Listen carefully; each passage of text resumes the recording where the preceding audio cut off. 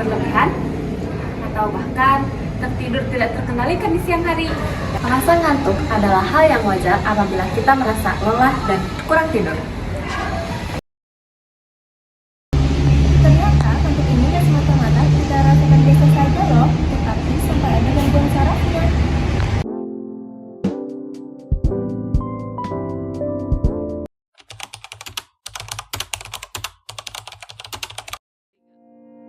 Narkolepsi adalah gangguan tidur kronis yang dapat menyebabkan perubahan fase tidur REM pada seseorang dan dapat mengganggu kualitas hidup penderitanya.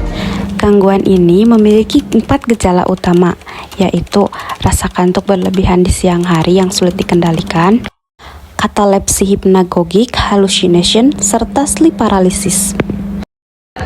Selain itu, penderita juga dapat mengalami gangguan tidur di malam hari, kesulitan berkonsentrasi, dan perilaku otomatis tanpa disadari. Narkolepsi memiliki prevalensi global antara 0,02% hingga 0,06%.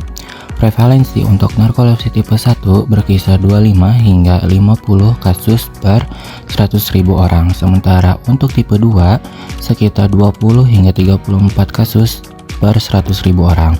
Populasi Jepang memiliki prevalensi tertinggi yaitu 160 kasus per 100.000 orang. Sedangkan populasi Yahudi dan Arab Saudi menunjukkan angka terendah yaitu sekitar 10 kasus per 100.000 orang. Faktor genetik seperti keberadaan alel HLA-DQ-B1062 serta infeksi virus H1N1 dan Streptococcus pyogenes diduga berkontribusi terhadap variasi ini. Tantangan dalam diagnosis narkolepsi menyebabkan keterlambatan hingga 10 tahun. Hal ini disebabkan karena gejalanya mirip dengan penyakit lain. Biaya medis individu dengan narkolepsi hampir 2 kali lipat dengan diagnosis orang yang tidak terkena kondisi ini. Selain itu, narkolepsi meningkatkan resiko kecelakaan kerja dan lalu lintas, serta terkait dengan komorbiditas seperti depresi, gangguan kecemasan, yang berdampak pada penurunan produktivitas. Penyebab narkolepsi tipe 1 diduga akibat autoimun yang menghancurkan sel penghasil oreksin, kemungkinan dipicu oleh infeksi. Sedangkan narkolepsi tipe 2 penyebabnya belum jelas, tetapi diduga karena berkurangnya produksi oreksin atau gangguan pada sinyal reseptor. Saat ini belum ada obat yang bisa menyembuhkan narkolepsi, tetapi ada beberapa metode yang bisa membantu mengelola gejalanya seperti pengobatan farmakologis. Lini pertama untuk kantuk di siang hari yang berlebihan adalah modafinil dosis 2 kali sehari atau armodafinil dosis sekali sehari. Pengobatan lini kedua adalah amfetamin. Pengobatan lini pertama untuk katapleksi adalah natrium oksibat, suatu bentuk gamma hidroksibutirat atau GHB. Obat tersebut diminum saat di tempat tidur karena timbulnya kantuk yang singkat. Selain itu, ada pengobatan non-farmakologinya. Yang pertama, modifikasi perilaku dapat efektif dengan tidur siang selama 15 hingga 20 menit yang dijadwalkan secara strategis sepanjang hari dan mempertahankan jadwal tidur malam yang cukup. Yang kedua, berikan dukungan emosional. Yang ketiga, memberikan konseling kesehatan mental. Yang keempat, membantu dengan formulir disabilitas dan mendapatkan obat-obatan. Dan yang terakhir, memberikan edukasi tentang bahaya penyalahgunaan alkohol dan narkoba. Jelaskan bagaimana patofisiologi dari narkolepsi sendiri. Narkolepsi adalah gangguan neurologis yang disebabkan oleh defisiensi hipokreatin, yaitu neuropeptida yang berperan dalam siklus tidur dan bangun.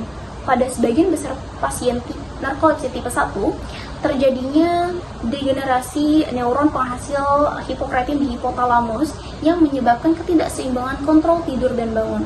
Akibatnya, penderita narkolepsi tipe 1 ini menyebabkan kantuk berlebihan di siang hari, katapleksi, dan gangguan fase tidur rapid eye movement.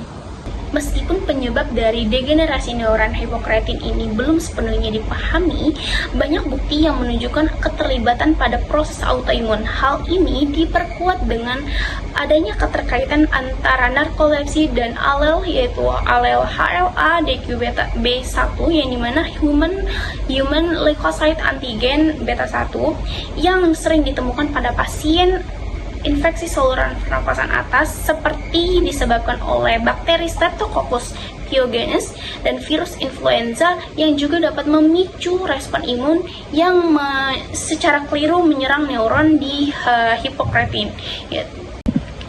Studi neuropatologi menunjukkan bahwa narkolepsi dengan human leukocyte antigen DQ-beta 1 positif memiliki kadar hipokretin yang sangat rendah atau bahkan tidak terdeteksi pada cairan cerebrospinal fluid. Selain itu, peningkatan kadar antibodi yaitu TRP homolog 2 juga ditemukan yang mengindikasikan bahwa adanya mekanisme autoimun yang menyerang sel-sel penghasil hipokretin sendiri. Kekurangan hipokretin tersebutlah yang menyebabkan disregulasi tidur, di mana fase rapid eye movement dapat muncul secara tidak terkontrol saat terjaga. Inilah yang menyebabkan fenomena seperti halusinasi hipnagogik, sleep paralysis, dan serangan tidur mendadak menjadi salah satu ciri utama pada pasien narkolepsi sendiri. Meskipun narkolepsi adalah kondisi yang cukup langka terjadi, penting bagi kita untuk mengetahui gejalanya dan memberikan dukungan bagi penderitanya. Jika kalian atau rekan kalian mengalami gejala narkolepsi, segera untuk konsultasikan kepada tenaga medis.